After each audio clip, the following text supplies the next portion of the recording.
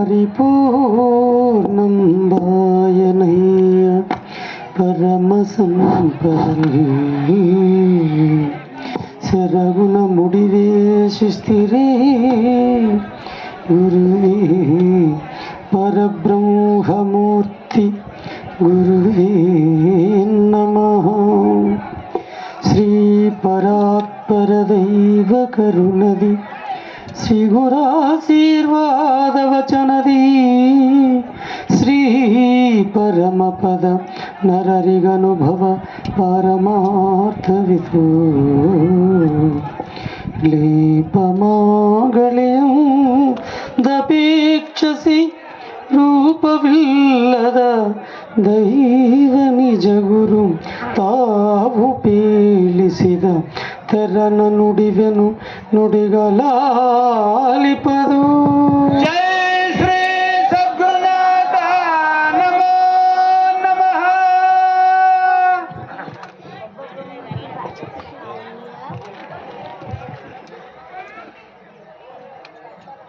ప్రియాతి ప్రియమైనటువంటి సోదరి సహోదరులకు, ఆత్మ బంధువులకు, బ్రహ్మస్వరూపులకు, భగవద్భక్తులకు అందరికీ మా యొక్క హృదయపూర్వక నమస్కారాలు. జై శ్రీ సద్గురునాಥ నమో నమః.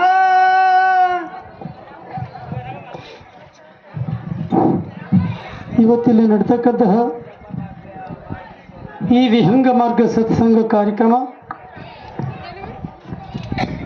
ಈ ಗ್ರಾಮಕ್ಕೇನು ಹೊಸದಾಗೇನಿಲ್ಲ. ಆಗಲೇ ಇಂತಹ ಕಾರ್ಯಕ್ರಮಗಳು ಎಷ್ಟೋ ವರ್ಷಗಳ ಗಟ್ಟಲೆಯಿಂದ ಕೂಡ ಇಂತಹ ಕಾರ್ಯಕ್ರಮಗಳು ಇಲ್ಲಿ ನಡೀತಾ ಬಂದಿದ್ದಾವೆ. ಆದರೆ ಕೂಡ ಕೆಲವರಿಗೆ ಸಂಶಯ ಇರ್ಬೋದು, ಏನು ಇದು ಮಾರ್ಗ? ಜಾತಿ ಮತಕ್ಕ ಅಥವಾ ವೇಷ ಭಾಷಕ್ಕ ಏನಕ್ಕೆ ಸಂಬಂಧಪಟ್ಟಿರೋದು ಅಂತ. ಆದರೆ ಇದು ಜಾತಿ ಮತಕ್ಕಲ್ಲ, ವೇಷ ಭಾಷಕ್ಕೆ ಸಂಬಂಧಪಟ್ಟಿರೋದಲ್ಲ. ಯಾವತ್ತು ಜಗತ್ತು ರಕ್ಷಣಕ್ಕಾಗಿ ಈ ಮಾರ್ಗ ಬಂದಿದೆ. ಆದರೆ ಭಾಷೆಯಲ್ಲಿ ಮಾತ್ರ ಬದಲಾವಣೆಯಾಗಿದೆ. ಸ್ವಾಮಿ ಅಂತ, ಪರಮಾತ್ಮುಡ ಅಂತ, ಅಲ್ಲ ಅಂತ, ಬಿಸ್ಮಿಲ್ಲಾ ಅಂತ, ಯಾವ ಹುದಾ ಅಂತ, ಹಕ್ಕಂತ, ಭಗವಂತುಡ ಅಂತ, ಭಗವಾನ್ ಅಂತ, ಗಾಡ್ ಅಂತ, దేవుಡ ಅಂತ, ದೇವರ ಅಂತ, ಈ ತರಹ ಎಷ್ಟೋ ಭಾಷೆಯಲ್ಲಿ ಅವರವರು ಮಾತೃಭಾಷೆಯಲ್ಲಿ ಮಾತಾಡಿದ್ದಾರೆ. ಆದರೆ ಎಷ್ಟು ಭಾಷೆಯಲ್ಲಿ ಮಾತಾಡಿದ್ರೆ ಕೂಡ ಪರಮಾತ್ಮನೊಬ್ಬನೇ ಒಕ್ಕಡೆಯು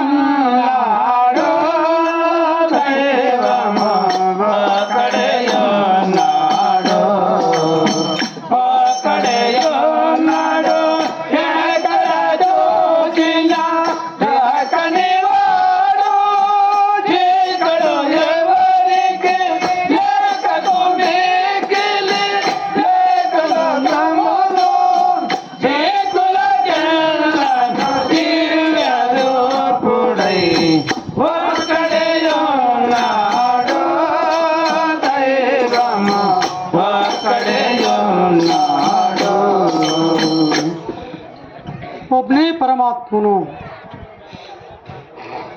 ಯಾವ ವೇದದಲ್ಲಿ ಹೇಳಿದರೆ ಕೂಡ ಪರಮಾತ್ಮನು ಒಬ್ಬನೇ ಅಂತ ಹೇಳಿದ್ದಾರೆ. ಆಗಲಿ ಒಂದೊಂದು ಕುಲಕ್ಕೆ, ಒಂದೊಂದು ಮತಕ್ಕೆ, ಒಂದೊಂದು ಜಾತಿಗೆ ಒಬ್ಬೊಬ್ಬರು ದೇವರು ಅಂತ ಹೇಳಲಿಲ್ಲ. ಯಾವ ವೇದದಲ್ಲಿ ಹೇಳಲಿಲ್ಲ. ಎಷ್ಟು ಭಾಷೆಯಲ್ಲಿ ಮಾತಾಡಿದ್ರೆ ಕೂಡ ಭಾಷೆನೇ ಬದಲಾವಣೆಯಾಗಿದ್ದಾಗಲಿ ಅರ್ಥ ಒಂದೇ. ಅದೇ ಮಾತು ಶಂಕರಾಚಾರ್ಯರು ಸಂಸ್ಕೃತದಲ್ಲಿ ಹೇಳ್ತಾರೆ. ಶ್ಲೋಕಾರ್ಥೇನ ಪ್ರವಕ್ಷ್ಯಾಮಿ ಯದುಕ್ತಂ ಗ್ರಂಥಕೋಟಿಭಿಃ ಬ್ರಹ್ಮ ಸತ್ಯಂ ಜಗನ್ಮಿಥ್ಯಾ ಅಂತ ಹೇಳಿದ್ದಾರೆ. ಅಂದರೆ ಅದು ಕರ್ತವ್ಯನು ಅಂತಂದರೆ ಇರೋದೇ ಪರಮಾತ್ಮನು, ಈ ಜಗತ್ತಿಲ್ಲ ಅಂತ ಸಂಸ್ಕೃತ ಭಾಷೆಯಲ್ಲಿ ಶಂಕರಾಚಾರ್ಯರು ಹೇಳಿದ್ದಾರೆ. ಅದೇ ಮಾತು ಅರಬಿಕ್ ಭಾಷೆಯಲ್ಲಿ ಹೇಳ್ತಾರೆ, ವಹುದಹು ಲಾ ಶರೀಕ ಲಹು ಅಂತ. ಮತ್ತು ಅದಕ್ಕೂ ಕೂಡ ಅರ್ಥವೇನು? ಇರೋದೇ ಪರಮಾತ್ಮನು, ಈ ಜಗತ್ತಿಲ್ಲ ಅಂತ. ಅದು ಅರಬಿಕ್ ಭಾಷೆ. ಅದೇ ಮಾತು ವೇದಮೂರ್ತಿಗಳು ತೆಲುಗಿನಲ್ಲಿ మాట్లాడిದ್ದಾರೆ. ఉండేదయ్యా దైవము రెండోది జగము లేనిదయ్యా న్యాయము ಅಂತ ಮಾತಾಡಿದ್ರು. ಇರೋದೇ ಪರಮಾತ್ಮನು ಈ ಜಗತ್ತಿಲ್ಲ ಅಂತ. ಮತ್ತು ಇಲ್ಲಿ ತೆಲುಗಿನಲ್ಲಿ ಮಾತಾಡಿದ್ದಾರೆ, ಅರಬಿಕ್ ಭಾಷೆಯಲ್ಲಿ ಮಾತಾಡಿದ್ದಾರೆ, ಸಂಸ್ಕೃತ ಭಾಷೆಯಲ್ಲಿ ಮಾತಾಡಿದೆ. ಮತ್ತು ಇಲ್ಲಿ 3 ಭಾಷೆಯಲ್ಲಿ ಮಾತಾಡಿದ್ರೆ ಕೂಡ ಅರ್ಥವೇ ಏನನ್ನ ಬದಲಾವಣೆ ಆಗೈತಾ? ಇರೋದೇ ಪರಮಾತ್ಮನು ಈ ಜಗತ್ತಿಲ್ಲ ಅಂತ. ಈ 3 ಭಾಷೆಗಳೇ ಅಲ್ಲ, ಈ ಜಗತ್ತಿನಲ್ಲಿ ಎಷ್ಟು ಭಾಷೆಗಳಿದಾವೋ ಅಷ್ಟು ಭಾಷೆಯಲ್ಲಿ ಮಾತಾಡಿದ್ರೆ ಕೂಡ ಪರಮಾತ್ಮನೇ. ಈಗಲ್ಲಿ ಈ ವಸ್ತ್ರವಿದೆ, ಈ ವಸ್ತ್ರವನ್ನು ಎಷ್ಟೋ ಪರ್ಯಾಯ ಭಾಷೆಯಲ್ಲಿ ಮಾತಾಡಿದ್ದಾರೆ. ಅಂಶುಕಂ, ಆಚ್ಛಾದನಂ, ವಸನಂ, ವಸ್ತ್ರಂ, ಚೇಲಂ, ಪುಟುವ, ದುವ್ವಲುವ, ಕೋಕ, ಕ್ಲಾತ್, ಕಪಡ, ಗುಡ್ಡ, ಬಟ್ಟ, ಚೀರ. ಬಣ್ಣ ಬದಲಾವಣೆ ಆಗತ್ತಾ? ಅಳತೆಯಲ್ಲಿ ಹೆಚ್ಚು ಕಡಿಮೆ ಆಗೈತಾ? ಇಲ್ಲಿ ಇರೋ ಈ ವಸ್ತ್ರ ಒಂದೇ, ವಸ್ತ್ರಕ್ಕೆ ಅಧಿಷ್ಠಾನವಾಗಿರೋ ಹತ್ತಿ ಒಂದೇ. ಅಲ್ಲ ಸ್ವಾಮಿ, ಬಣ್ಣ ಬದಲಾವಣೆ ಆಗಿದಾವಲ್ಲ ಅಂತ ನೀವು ಪ್ರಶ್ನೆ ಮಾಡ್ಬೋದು. ಆಕಾರವು ಬದಲಾವಣೆ ಆಗಿದಾವಲ್ಲ ಅಂತ ನೀವು ಪ್ರಶ್ನೆ ಮಾಡ್ಬೋದು. ಕರೆಕ್ಟೇ, ಆಕಾರವು ಬದಲಾವಣೆ ಆಗಿರ್ಬೋದು, ಬಣ್ಣ ಬದಲಾವಣೆ ಆಗಿರ್ಬೋದು.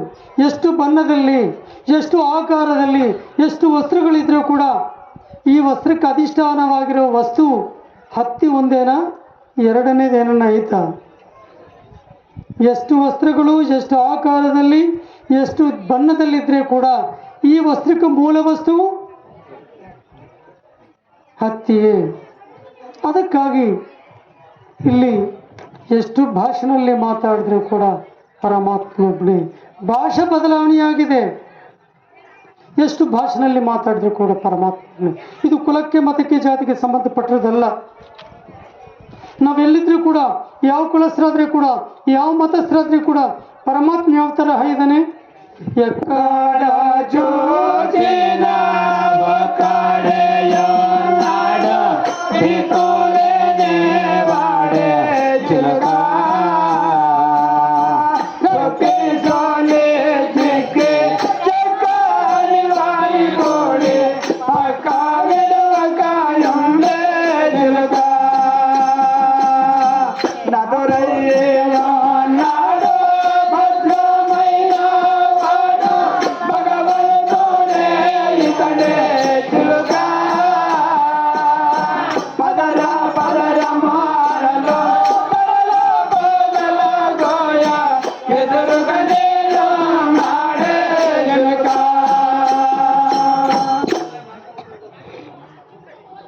ಎಕ್ಕಡೆ ಸೂಚನ ಅಕ್ಕಡೆ ಒಬ್ಬನೇ ಪರಮಾತ್ಮನು. ಆದರೆ ಪ್ರಾಪಂಚಿಕರು ಕೆಲವರು ಮಾರ್ಗದಲ್ಲಿ ಇಲ್ಲದವರು ಅನ್ಕೊಂತಾರೆ, ಇವರಷ್ಟೇ ಯಾವುದೋ ಒಂದು ಮಾರ್ಗದೊಳಗೆ ಇಳಿದು ಬಂದಿದ್ದಾರೆ, ಬಂದಾಗಿಂದ ಪರಮಾತ್ಮ ಒಬ್ಬನೇ. ಇದೇ ಮಾತುಗಳೇ ಇವರೇ ಹೇಳೋದು ಅಂತ ಅನ್ಕೊಂತಾರೆ. ಮತ್ತು ಈ ಮಾತು ನಮ್ಮ ಗುರುಗಳೇನ ಹೇಳಿದ್ದು, ಇದೇ ಮಾತು ಕೃಷ್ಣರು ಗೀತೆಯಲ್ಲೇ ಹೇಳ್ತಾರೆ. ಯಥಾ ಪ್ರಕಾಶ ಯತ್ಯೇಕಃ ಕೃತ್ಸ್ನಂ ಲೋಕ ಮಿಮಂ ರವಿಃ ಕ್ಷೇತ್ರಂ ಕ್ಷೇತಿ ತಥಾ ಕೃತ್ಸ್ನಂ ಪ್ರಕಾಶಯತಿ ಭಾರತ ಅಂತ ಹೇಳಿದೆ. ಅಂದರೆ ಅದಕ್ಕೆ ಅರ್ಥವೇನು? ಯಾವತ್ತಿ ಜಗತ್ತಕ್ಕೆಲ್ಲಕ್ಕೂ ಕೂಡ ಒಬ್ಬನೇ ಸೂರ್ಯನ ಹಾಗೆ ಮುಂದೆ ಬೆಳಕು ಯಾವ ಥರ ಆಯಿತು, ಈ ಜಗತ್ತಿನಲ್ಲಿರೋ ಸರ್ವ ಪ್ರಾಣಿಗಳಿಗೂ ಕೂಡ ಪರಮಾತ್ಮನ ಒಬ್ಬನೇ ಆಧಾರವಾಗಿದ್ದಾನೆ ಅಂತ ಕೃಷ್ಣರು ಗೀತೆಯಲ್ಲಿ ಹೇಳ್ತಾರೆ. ಮತ್ತು ಇಲ್ಲಿ ಕೃಷ್ಣರು ಹೇಳಿದರೆ ಕೂಡ, ಜಗದ್ಗುರು ಶಂಕರಾಚಾರ್ಯರು ಹೇಳಿದರೆ ಕೂಡ, ಪೂಜ್ಯರು ಶಿವಾರ್ಯರು ಹೇಳಿದರೆ ಕೂಡ, ಅಲ್ಲಿ ಸ್ವಾಮಿ ಅವರು ಹೇಳಿದರೆ ಕೂಡ ಪರಮಾತ್ಮನೊಬ್ಬನೇ. ಇದು ಕುಲಕ್ಕೆ ಮತಕ್ಕೆ ಜಾತಿಗೆ ಸಂಬಂಧಪಟ್ಟಿರೋದು ಅಲ್ಲ. ಅವರು ಮನಸ್ಸಿನಲ್ಲಿ ಕುಲವಿಲ್ಲ. ಕುಲ ಕಾರಣ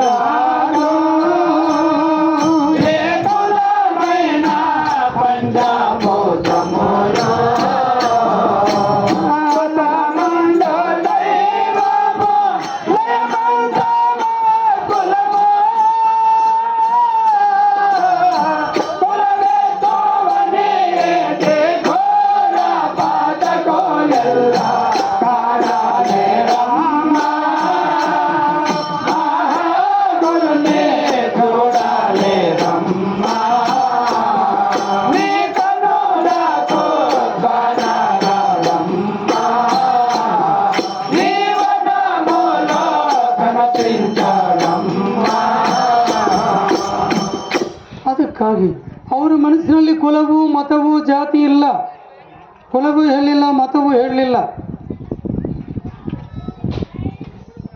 ಅವ್ರ ಮನಸ್ಸು ಯಾವ ಥರ ಇದೆ ಅಂತಂದರೆ, ಉದಾರ ಚರಿತಾನಾಂತು ವಸುಧೈವ ಕುಟುಂಬಕಂ.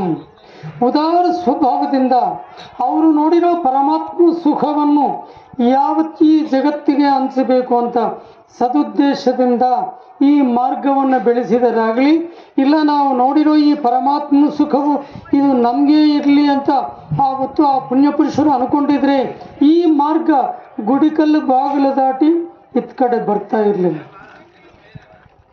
ಇದು ಕುಲಕ್ಕೆ, ಮತಕ್ಕೆ, ಜಾತಿಗೆ ಅತೀತವಾಗಿರಬೇಕು ಅಂತ ಸದುದ್ದೇಶದಿಂದಾನೇ ಆವತ್ತು ಆ ಪುಣ್ಯಪುರುಷರು ಪೀಠಗಳು ಬದಲಾವಣೆ ಮಾಡಿದ್ದಾರೆ.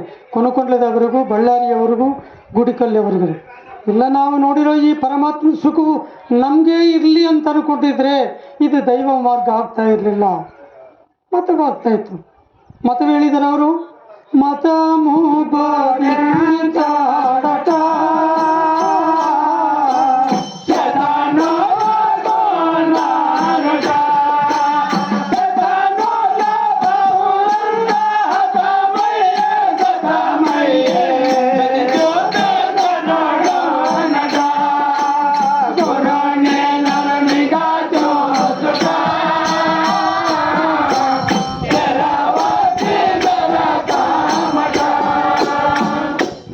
ಮತವೂ ಹೇಳಲಿಲ್ಲ, ಕುಲವೂ ಹೇಳಲಿಲ್ಲ ಅವರು.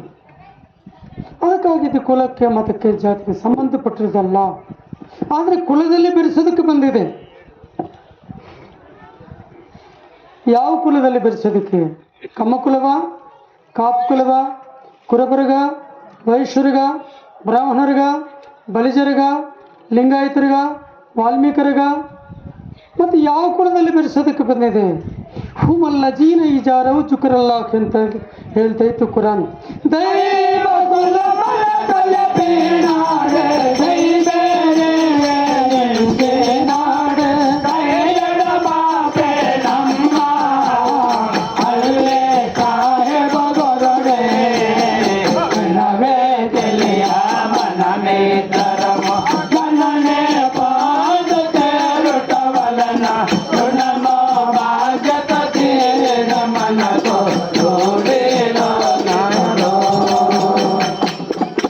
ದೈವ ಕುಲದಲ್ಲಿ ಬೆರೆಸೋದಕ್ಕೆ ಬಂದಿದೆ.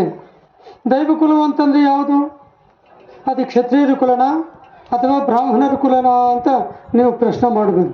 ಅಜ್ಞಾನದಲ್ಲಿರೋರನ್ನ ಜ್ಞಾನ ಮಾರ್ಗದೊಳಗೆ ಸೇರಿಸೋದಕ್ಕೆ, ಜ್ಞಾನ ಮಾರ್ಗದಲ್ಲಿ ಸೇರಿಸೋದಕ್ಕೆ ನಮಗೆ ಈ ಪವಿತ್ರವಾಗಿರೋ ಈ ವಿಹಂಗ ಮಾರ್ಗಕ್ಕೆ ಸಂಬಂಧಪಟ್ಟಿರೋ ವೇದಗಳು, ವೇದಗಳಲ್ಲಿರೋ ರಹಸ್ಯವನ್ನು ಹೊರಗಡೆ ತಿಳಿಸೋದಕ್ಕೆ ಪರಮ ಗುರುಗಳು, ಜಗದ್ಗುರುಗಳು, ಪ್ರವಕ್ತಗಳು, ಪೈಗಂಬರರು, ಮಹಾಗುರುಗಳು, ಸದ್ಗುರುಗಳು ನಮಗಾಗಿ ಕಾರಣವಾಗಿದ್ದಾರೆ. ಗುರುವರ ಶುಭಕರ ಬಂದ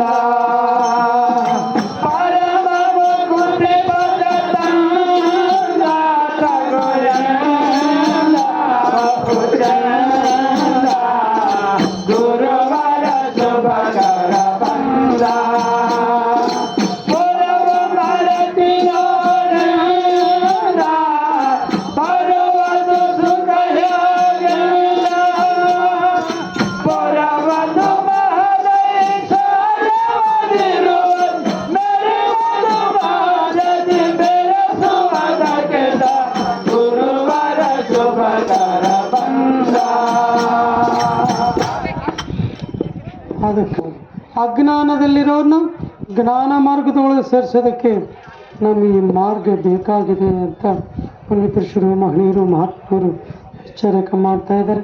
ಅದಕ್ಕಾಗಿದೆ ಯಾವತ್ತು ಜಗತ್ತ ರಕ್ಷಣೆಕ್ಕಾಗಿ ಇದು ಕುಲಕ್ಕೆ, ಮತಕ್ಕೆ, ಜಾತಿಗೆ ಸಂಬಂಧಪಟ್ಟಿರೋದು ಅಲ್ಲ ಅಂತ ಪುರುಷರು, ಮಹನೀಯರು, ಮಹಾತ್ಮರು ಎಚ್ಚರಿಕೆ ಮಾಡ್ತಾ ಇದ್ದಾರೆ. ಆದರೆ ಇವತ್ತು ಇಲ್ಲಿ ಮುಂದೆ ಕೂತ್ಕೊಂಡು ಈ 2-3 ಮಾತುಗಳು ಮಾತಾಡ್ತಾ ಇದ್ವಿ. ಇಲ್ಲಿ ಕೂತ್ಕೊಂಡಿರೋರಿಗೆ ಏನೂ ಗೊತ್ತಿಲ್ಲ ಅಂತ, ನಿಮಗೆ ತಿಳಿಯದಂಥ ಮಾತುಗಳು ನಾವು ಈಗಲೇ ಆಕಾಶದಿಂದ ಬಂದು ನಿಮಗೆ ತಿಳಿಸ್ತಾ ಇದ್ದೀವಿ ಅಂತಂದರೆ ಅಜ್ಞಾನಿದೆ. ಮಹನೀಯರು, ಮಹಾತ್ಮರು, ಪುಣ್ಯಪುರುಷರು ಅವ್ರು ಏನಂತ ಹೇಳಿದ್ದಾರೆ? ಅಲ್ಲಿ ಸಾಹೇಬ ಗುರುಣಿ ಅಧಿಕ ಶಿಷ್ಯರ ಒಳಗೆ ಅತಿ ಮೂರ್ಖರು ಯಾರು ಅಂತಂದರೆ ನಾವೇ ಅಂತ ಹೇಳಿದ್ದಾರೆ. ಮತ್ತು ಅವರು ಮೂರ್ಖರ ಅವರು ಪಾಪಿಗಳ ಎನ್ನಾತ ಪಾಪಿ ನೊಂದೆ ಲೋಕದ ನಿನ್ನಂತ ಪ್ರಭು ಕಾಣನ ಮಹಾಗುರುವೇ ನಿನ್ನ ಪ್ರಭು ಕಾಣನ ಗುಣ ಸಂದೇಹದಲೆ ಮಂದಿರಾನಂದ ಸುತಿತಾಗೆ ಏನೋತಿ ಹೋಗದು ಕೇಳಿದೆ ನಿನ್ನ ಮಾರ್ಗದೆ ಬರದೆ ನಾನು ನಿಜ ಮಾಡಿದೆ ಅನುಭವದಿ ಕನಸು ಕನಸು ಕನಸು ಮಾಡದೆ ಕಳೆದಲೆ ನೊವೇನ ನಿನ್ನ ಕರುಣೆ ಸಲಗಮವನದಿ ನನಗರು ನಾ ಗಣನೆಯಾದೆನ ಎನ್ನದಾತರು ಪಾಪಿ ಎನ್ನಂದೆ ಲೋಕದ ನೇನಂದ ಪ್ರಭು ಕಾಣನ ಮಹಾಗುರುವೇ ನಿನ್ನಂತ ಪ್ರಭು ಕಾಣನ ಮಹನೀಯರು ಮಹಾತ್ಮರು ನಾವು ಪಾಪಿಗಳು ನಾವು ದ್ರೋಹಿಗಳು ಅಂತ ಅವರೇ ಮಾತಾಡಿಕೊಂಡಿರುವಾಗ ಅವರು ಪಾದ ಧೂಳಿಯಲ್ಲಿ ಅಣುರೇಣುವಷ್ಟು ಕೂಡ ಸಮಾನವಾಗಲ್ಲ. ನಾವೇ ಮಾತಾಡ್ತಾ ಇದ್ದೀವಿ ಅಂತಂದರೆ ನಮಗಿಂತಲೂ ಅಜ್ಞಾನಸ್ಥರು ಇರಲ್ಲ. ಏನೋ ಪುಣ್ಯಪುರುಷರ ಹತ್ರ ತಿಳ್ಕೊಂಡಿರೋ ಈ 2-3 ಮಾತುಗಳೇ ನಿಮ್ಮ ಮುಂದೆ ಮಾತಾಡೋದಕ್ಕೆ ಅವಕಾಶ ಮಾಡಿಕೊಟ್ಟಿರೋ ಅಣ್ಣವರಿಗೆ ಅಕ್ಕವರಿಗೆ ಮತ್ತು ಎಲ್ರಿಗೂ ನಮ್ಮ ಹೃತ್ಪೂರ್ವಕ ನಮಸ್ಕಾರಗಳು ತಿಳಿಸುತ್ತಾ ಇವತ್ತು ಈ ಕಾರ್ಯಕ್ರಮದೊಳಗೆ ನಾವು ಸೇರಿದ್ದೀವಿ. ಯಾವ ಉದ್ದೇಶದಿಂದ ಸೇರಿದ್ದೀವಿ ಅಂತಂದರೆ ಪುಣ್ಯಪುರುಷರು ಮಹನೀಯರು ಮಹಾತ್ಮರು ಎಚ್ಚರಿಕೆ ಮಾಡ್ತಾ ಇದ್ದಾರೆ.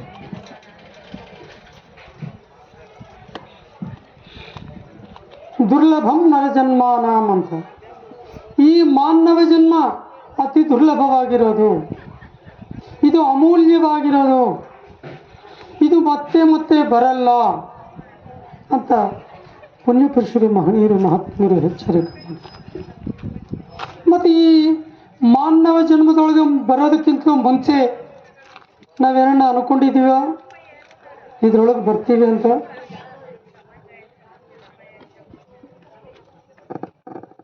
ಹೋಗ್ಲಿ, ನಾವು ದೇವರಿಗೆ ಏನನ್ನ ಅಪ್ಲಿಕೇಶನನ್ನು ಕೊಟ್ಟಿದ್ದೀವ ನಮ್ಗೆ ಈ ಮಾನವ ಜನ್ಮ ಬೇಕು ಅಂತ? ಇಲ್ಲ. ಹುಟ್ಟಿಂಚ ಮಾನಾಲೇದು ಮೇಮ ಅಲ್ಲ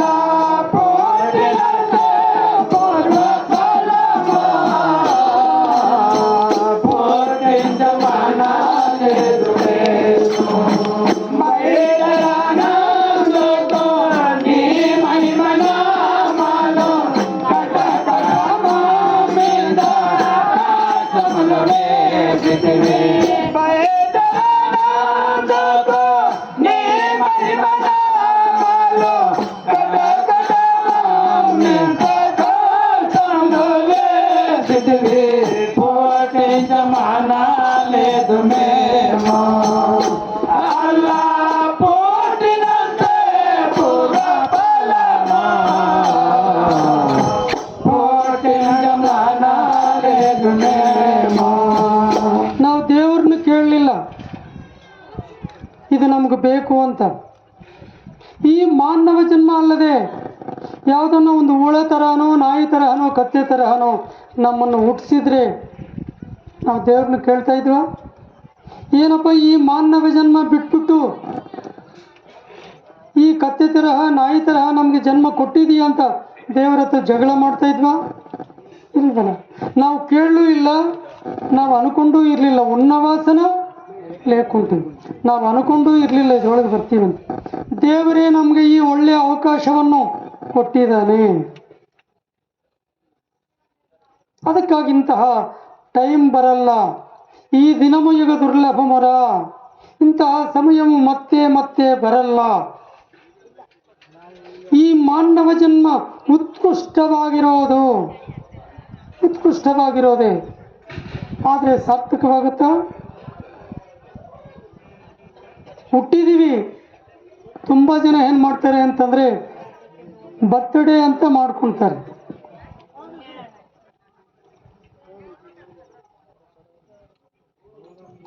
5 ವರ್ಷನೋ 6 ವರ್ಷನೋ 20 ವರ್ಷನೋ 25 ವರ್ಷನೋ 60 ವರ್ಷ 100 ವರ್ಷ ಇರೋರು ಕೂಡ ಬರ್ತ್ಡೇಗಳು ಮಾಡ್ಕೊಳ್ತಾ ಇದ್ದಾರೆ. ಯಾಕಂದರೆ ದುಡ್ಡಂಗೆ ಕೆಲಸ ಮಾಡ್ತಾಯಿದ್ರು. ಮೊನ್ನೆ ಯಾರೋ ವಿಜಯವಾಡನಲ್ಲಿ ಸುಮಾರು 5-6 ಕ್ವಿಂಟಾಲ್ ಇರೋ ಕೇಕ್ ತಯಾರು ಮಾಡಿಸಿದ್ರು. 5-6 ಕ್ವಿಂಟಾಲ್ ಇರೋ ಕೇಕ್. ಅದು ಎಷ್ಟು ಕ್ವಿಂಟಾಲು, 1 ಟನ್ ಇರಲಿಲ್ಲ ಕೇಕು. ಮೊಂಬತ್ತು ಹಚ್ತಾರೆ, ಮತ್ತೆ ಅದನ್ನೇ ಆರಿಸ್ಬಿಡ್ತಾರೆ. ಮನೆಯಲ್ಲಿ ದೀಪ ಆರೋಗ್ಯತಂತ್ರ ಏನು ಕೆಟ್ಟದಂತ ಹೇಳ್ತಾರೆ, ಒಳ್ಳೇದ ಕೆಟ್ಟದು ಅಂತ. ಮತ್ತು ಅವರೇ ಹಚ್ತಾರೆ, ಅದನ್ನು ಆರಿಸ್ಬಿಡ್ತಾರೆ. ಆರಿಸ್ಬಿಟ್ಟು ಚಾಕ್ ತಗೊಂಡು wish you happy birthday to you ಅಂತ ಇಂಗ್ಲೀಷ್ ಹಾಡು ಹಾಡ್ತಾರೆ. ಹೇಳಬೇಕು, ಅವ್ರ ಹತ್ರ ದುಡ್ಡಿದೆ, ಖರ್ಚು ಮಾಡ್ತಾರೆ. ಕೇಕ್ ಕಟ್ ಮಾಡ್ಕೋಬೇಕು, ಬರ್ತ್ಡೇ ಕೇಕ್ ಕಟ್ ಮಾಡ್ಕೋಬೇಕು. ಆದರೆ ನಾವು ಏನಕ್ಕೆ ಬಂದಿದ್ದೀವಿ, ಏನು ಮಾಡಿದ್ರೆ ನಮ್ಮ ಜನ್ಮ ಸಾರ್ಥಕವಾಗತ್ತೆ ಅಂತ ತಿಳ್ಕೊಂಡಿಲ್ಲ ಅಂತಂದರೆ wish you happy birthday to you ಅಲ್ಲ, ವಿಶ್ ಯು ಹ್ಯಾಪಿ ಬರ್ತ್ಡೇ ಥೂ ಯು. ಪ್ರಥಮೋ ಜನ್ಮ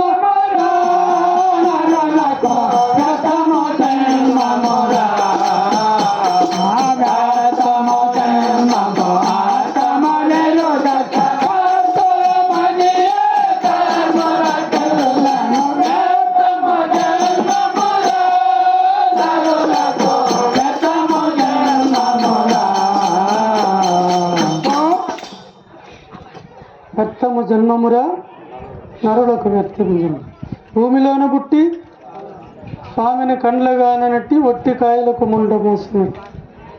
ಅರ್ಥముಲೆರುಗಕ ನಾವು ಏನಕ್ಕೆ ಬಂದಿದ್ದೀವಿ, ಯಾವ ಉದ್ದೇಶದಿಂದ ಬಂದಿದ್ದೀವಿ ಅಂತ ನಾವು ಇದು ತಿಳ್ಕೊಂಡಿಲ್ಲ ಅಂದರೆ ನಮ್ಮ ಜನ್ಮ ವ್ಯರ್ಥವೇ. ತೆಲುಗಿನಲ್ಲಿ ನಮಗೊಂದು ಹಾಡಿದೆ, ನಿಮಗೆ ಗೊತ್ತಿರುತ್ತೋ ಇಲ್ವೋ. పుట్టిన రోజు పండగే అందరికీ, పుట్టింది ఎందుకు తెలిసేది కొందరికే. తెలిసేది ಎಂದರಿಕೆ. ಹುಟ್ಟಿಂದು ನಾವು ಏನಕ್ಕೆ ಹುಟ್ಟಿದ್ದೀವಿ, ಏನು ಮಾಡಿದ್ರೆ ಸಾರ್ಥಕವಾಗತ್ತೆ ಅಂತ ತಿಳ್ಕೊಂಡದು ಗೊತ್ತಾಗಿರೋದು ಕೆಲವರಿಗೆ ಗೊತ್ತಾಗತ್ತೆ. ಮತ್ತು ಏನಕ್ಕೆ ಬಂದಿದ್ದೀವಿ, ನಾವು ಸುಮ್ಮನೆ ಬರಲಿಲ್ಲ ಇಲ್ಲಿಗೆ. ಬರ್ತಾ ದೇವರಿಗೆ ಮಾತು ಕೊಟ್ಟು ಬಂದಿದ್ದೀವಿ. ಪ್ರಭು ಪರಮಾತ್ಮ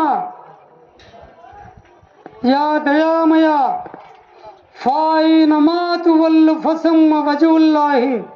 ಸ್ವಾಮಿ, ನಿಮ್ಮ ಸುಖವ ಎಂತಹದ್ದು, ನಿಮ್ಮ ಸತ್ಯವ ಎಂತಹದ್ದು ಅಂತ ತಿಳ್ಕೊಂಡು ನಾವು ಬರ್ತೀವಿ ಅಂತ ಇಲ್ಲಿ ಹೇಳಿ ಮಾತು ಕೊಟ್ಟು ಬಂದಿದ್ದೀವಿ.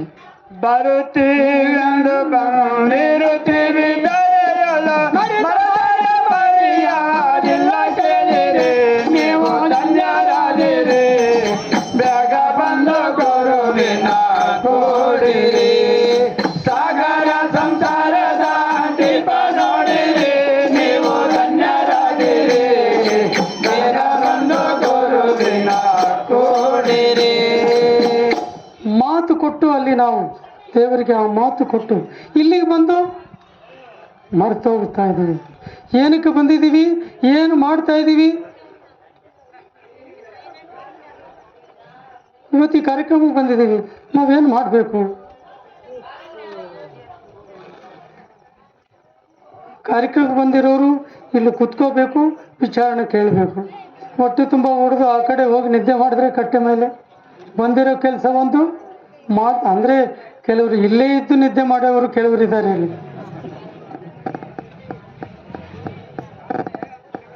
ಕೆಲವರು ಕಣ್ಣು ಮುಚ್ಕೊಂಡಿರ್ತಾರೆ, ನಿದ್ದೆ ಮಾಡ್ತಾ ಇದ್ದಾರೋ ಅಥವಾ ಎದ್ದಿದ್ದಾರೋ ಗೊತ್ತಿಲ್ಲ. ನಾನು ಗಟ್ಟಿಯಾಗಿ ಶಬ್ದ ಮಾಡಿದ್ರೆ ಹಿಂಗೆ ಅಂತಾರೆ, ಪಾಪ ಡಿಸ್ಟರ್ಬ್ ಆಗ್ತಾ ಇದೆ. ಮತ್ತು ಏನಕ್ಕೆ ಬಂದಿದ್ದೀವಿ, ಮರ್ತು ಹೋಗ್ತಾ ಇದ್ದೀವಿ. ಅದಕ್ಕೆ ಪೂಜಾರಿ ಶಿವಾರಿಯರು ಎಚ್ಚರಿಕೆ ಮಾಡ್ತಾ ಇದ್ದಾರೆ. ರಾಜ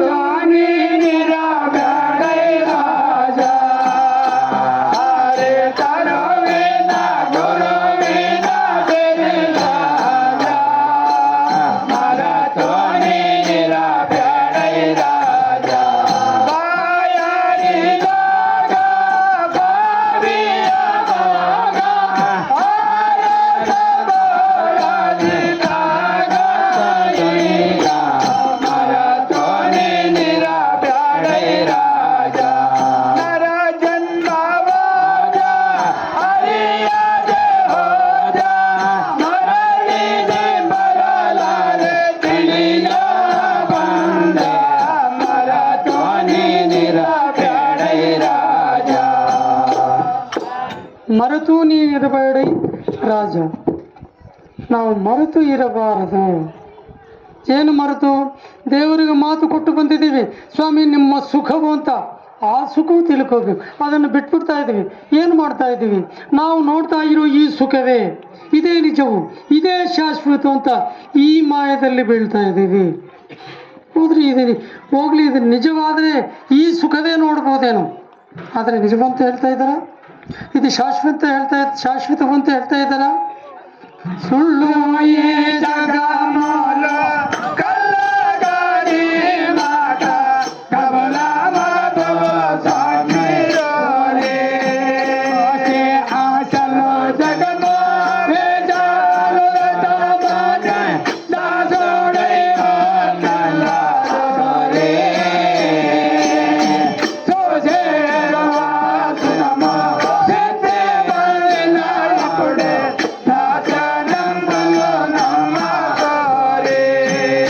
ಸುಳ್ಳು ಈ ಜಗములు ಕಲ್ಲಗಾದಿ ಮಾಟ ಕಪುಲ ಮಗಬೂಲು ಸಾಕ್ಷಿರೋರು. ಗುರುವೇ ಗುರು ಸಾಕ್ಷಿ ಇಟ್ಕೊಳ್ತಾ ಇದ್ದಾನೆ. ಕಪುಲ ಮಗಬೂಲು ಸಾಕ್ಷಿ. ಇದು ನಿಜವಲ್ಲ, ಇದು ಸುಳ್ಳು. ಮನೆಯಲ್ಲಿ ಹುಡುಗರು ಯಾರನ್ನ ತಪ್ಪು ಮಾಡ್ತಾರೆ, ಅವ್ರನ್ನ ಕೈ ಹಿಡ್ಕೊಳ್ತೀವಿ. ಅವನೇನು ಹೇಳ್ತಾನೆ? ಅಮ್ಮ ಆಣೆ ಅಪ್ಪ ಆಣೆ ಅಂತ ಆಣೆ ಇಟ್ಕೊಳ್ತಾರೆ. ಅಂದರೆ ನಾವು ಬಿಡ್ತೀವಿ ಅಂತ. ಅದೇ ತರಹ ಗುರುವು ಕೂಡ ಅವರು ಗುರು ಸಾಕ್ಷಿ ಇಟ್ಕೊಳ್ತಾ ಇದ್ದಾನೆ, ಕಪುಲ ಮಗಬೂಲು ಸಾಕ್ಷಿ. ಇದು ಸುಳ್ಳು ಅಂತ. ಆ ಥರ ಗುರುವೇ ಗುರು ಸಾಕ್ಷಿ ಇಟ್ಕೊಂಡ್ರೆ ಕೂಡ ನಾವು ಬಿಡ್ತಾ ಇದ್ದೀವ? ಇದು ನಿಜವ ಅಂತ ಅನ್ಕೊಡ್ತಾ ಇದ್ವಿ. ನಿಜವಲ್ಲ, ಇದು ಒಂದು ಮಾಯೆ. ಅಲ್ಲ, ಮಾಯ ಅಂತ ಹೇಳ್ತಾರಲ್ಲ ಸ್ವಾಮಿ. ನಾವು ಸಂಸಾರ ಮಾಡ್ತಾ ಇಲ್ವಾ? ನಮ್ಮ ಹೆಂಡತಿ ಮಕ್ಕಳು ಇಲ್ವಾ? ನಾವು ಉದ್ಯೋಗ ಮಾಡ್ತಾ ಇಲ್ವಾ? ನಾವು ಕೂಲಿ ಕೆಲಸ ಮಾಡ್ತಾ ಇಲ್ವಾ ಅಂತ ನೀವು ಪ್ರಶ್ನೆ ಮಾಡೋದು. ಇದೇ ಇದ್ದಂಗೆ ಕಾಣ್ತಾ ಇದೆ, ವಾಸ್ತವವಾಗಿ ಇದು ಇಲ್ಲ. ಒಬ್ರು ಏನು ಮಾಡಿದ್ದಾರೆ ಅಂದರೆ, ಒಂದು 2 ವರ್ಷ ಹಿಂದೆ ನಮ್ಮನ್ನು ಒಂದು ಬರ್ತ್ಡೇ ಪಾರ್ಟಿಗೆ ಕಳಿಸಿದ್ರು. 1 ವರ್ಷ ಹುಡುಗನಿಗೆ. ಆ ಹುಡುಗನ ಬರ್ತ್ಡೇ ದೊಡ್ಡ ಶ್ರೀಮಂತರು ಬಳ್ಳಾರಿನಲ್ಲಿ. ಅಲ್ಲಿಗೆ ಹೋಗಿದ್ವಿ. ಸಾಯಂಕಾಲ 6 ಗಂಟೆಗೆ ಹೋಗಿ ಕೂತ್ಕೊಂಡಿದ್ವಿ. ಅವರು ಒಬ್ಬರು ಮ್ಯಾಜಿಷಿಯನ್ನ ಕರೆಸಿದ್ದಾರೆ. ಅವರು ಏನು ಮಾಡಿದ್ದಾರೆ ಅಂತಂದರೆ, ಹಳೆ ಪುಸ್ತಕ ತಗೊಂಡಿದ್ದಾರೆ. ಆ ಪೇಪರ್ಗಳೆಲ್ಲ ಹರಿದು ಒಂದು ಖಾಲಿ ಡಬ್ಬ ಎಳ್ಳಿ ಹಾಕಿದ್ದಾರೆ. ಆ ಡಬ್ಬ ಚೆನ್ನಾಗಿ ಅಲ್ಲಾಡಿಸಿದ್ರು, ಉಲ್ಟಾ ಹಾಕಿದ್ರು. ಉಲ್ಟಾ ಹಾಕಿದ ತಕ್ಷಣವೇ ಆ ಡಬ್ಬ ಒಳಗಿಂದ 100 ರೂಪಾಯಿ ನೋಟು, ಹೊಸ ನೋಟುಗಳು, 100 ರೂಪಾಯಿ ನೋಟು, 200 ರೂಪಾಯಿ ನೋಟು, 500 ರೂಪಾಯಿ ನೋಟು, ಕಟ್ಟೆಗಳು ಬೀಳ್ತಾ ಇದ್ದಾವೆ ಕೆಳಗೆ. ಆ ಥರ ಬೀಳ್ತಾ ಇದ್ರೆ ನಾವು ಮುಂದೆ ಕೂತ್ಕೊಂಡಿದ್ವಿ. ನಮ್ಮ ಪಕ್ಕದಲ್ಲಿ ಅಣ್ಣವ್ರು ಯಾರೋ ಇದ್ದರು. ಓಡೋಗಿ ನಮಗೂ 500 ರೂಪಾಯಿ ಕಟ್ಟು ತೊಗೊಂಡು ಬಂದರು. ಸುಮ್ಮನೆ ನೀವು ಇಟ್ಕೊಳ್ರಿ ಅಂತ. ಬರೋದು ಯಾಕೆ ಬೇಡ ಅಂತ ಹೇಳಬೇಕು? ಬರೋದು ಬೇಡ ಅಂತ ಹೇಳಬೇಡ್ರಿ. ನಮಗೂ ಇಲ್ಲದ್ದು ನಾವು ಬೇಕು ಅಂತ ಕೇಳಬಾರ್ದು. ಯಾರನ್ನೇ ಆಗಲಿ ನಾವು ಬಾಯಿ ಬಿಟ್ಟು ಕೇಳಬಾರ್ದು. ಬರೋದು ಬೇಡ ಅಂತ ಹೇಳಬಾರ್ದು. ನಮ್ಮ ಹತ್ರ ಇಲ್ಲದ್ದು ನಮಗೆ ಬೇಕಾಗದೆ ಬೇಕು ಅಂತ ನಾವು ಕೇಳಬಾರ್ದು. ಬೇಕು ಅಂತ ಕೇಳಿದ್ರೆ ಭಿಕ್ಷಕರಿಗೆ ನಮಗೆ ಏನು ವ್ಯತ್ಯಾಸವಿಲ್ಲ. ಬಂದದ್ದು ಬೇಡ ಅಂತ ಹೇಳಬಾರ್ದು. ಅದಕ್ಕಾಗಿ ಬರ್ತಾ ಇದಲ್ಲ ಅಂತ ನಾನು ಒಪ್ಕೊಂಡೆ, ತಗೊಂಡು ಜೋಬಿನಲ್ಲಿ ಇಟ್ಕೊಂಡೆ. ಎಲ್ಲರೂ ಜೋಬಿನಲ್ಲಿ ಇಟ್ಕೊಂಡ್ರು. ಅವ್ರು ನಮ್ಮನ್ನೇ ನಮ್ಮ ಕಡೆ ನೋಡ್ತಾ ಇದ್ದಾನೆ ಆ ಮ್ಯಾಜಿಷಿಯನ್. ಸ್ವಾಮಿ ನಾನು ಮತ್ತೆ ಕೇಳ್ದಾಗ ಕೊಡ್ಬೇಕು ನೋಡಿ ನಮಗೆ ಹೇಳ್ತಾರೆ. ಯಾಕಂದರೆ ಮುಂದೆನೇ ಕೂತ್ಕೊಂಡಿದ್ದಾರೆ. ನಾನು ಮುಂದೆ ಕೂತ್ಕೊಂಡೆ. ಸ್ವಾಮಿ 5 ರೂಪಾಯಿ ನೋಟು 200 ರೂಪಾಯಿ 500 ರೂಪಾಯಿ ನೋಟು ಜೋಬ್ನಲ್ಲಿ ಇಟ್ಕೊಂಡಿದ್ರಲ್ಲ, ನಾನು ಕೇಳ್ದಾಗ ಕೊಡ್ಬೇಕು ಸ್ವಾಮಿ ಅಂತ. ಸರಿ ಆಯ್ತಣ್ಣ ಅಂತ ಮತ್ತೆ 2-3 ತೋರಿಸಿದ್ರು. ಈಗ ಎಲ್ಲ ಕೊಡ್ರಿ 500 ರೂಪಾಯಿ ನೋಟು ಅಂತ. ಇದಾವ ಅಂತಂದರೆ ನೋಡ್ಕೊಂಡ್ರೆ ಖಾಲಿ ಏನೂ ಇಲ್ಲ ಅಂತಾನೆ. ಇಲ್ಲ ಅಂತಂದ್ರೆ ಹಂಗೆ ಅದಂಗಾಗುತ್ತೆ ಸ್ವಾಮಿ. ನಮ್ಮ ಹತ್ರ ತಗೊಂಡಿದ್ರೆ ಇಲ್ವಾ? ಜೋಬ್ನಲ್ಲಿ ಇಟ್ಕೊಂಡಿದ್ರೆ ಇಲ್ವಾ? ಹೊಸ ನೋಟುಗಳು ನಾನು ಕೊಟ್ಟಿದ್ದೀನಿ ಕೊಡ್ರಿ ಅಂತ ಹೇಳ್ತಾನೆ. ಒಂದು 500 ರೂಪಾಯಿ ನೋಟ್ ಆದರೆ ಕೊಡ್ಬೋದೆ. ನಾನು ಈಗ ನಮ್ಮ ಜೋಬಲ್ಲಿ ಒಂದು 5,000 10,000 ಇಟ್ಕೊಡ್ರಿ. 500 ರೂಪಾಯಿ ಕಟ್ಟೆ ಎಷ್ಟಾಗತ್ತೆ? ಮಿನಿಮಮ್ 50,000 ರೂಪಾಯಿ ಆಗುತ್ತೆ. ಎಲ್ಲಿಂದ ತಂದು ಕೊಡಬೇಕು? ಮತ್ತು ಅವ್ರು ಕೊಟ್ಟಿದ್ದು ನಿಜವಾ ಅಲ್ವಾ? ನಿಜನೇ. ನಾವು ಜೋಬಿನಲ್ಲಿ ಇಟ್ಕೊಂಡಿದ್ದು ನಿಜನೇ. ಆಮೇಲೆ ಕೆಲವು ಕ್ಷಣ ಆದಮೇಲೆ ಆಯ್ತಾ ಅಂತಂದ್ರೆ ಇಲ್ಲ. ಅವನು ಏನು ಮಾಡಿದ್ದಾನೆ ಅಂತಂದ್ರೆ ಇಲ್ಲದ್ದು ಇದ್ದಂಗೆ ತೋರಿಸಿದಾನೆ. ಇದ್ದ ವಸ್ತುವ ಇಲ್ಲದಂತೆ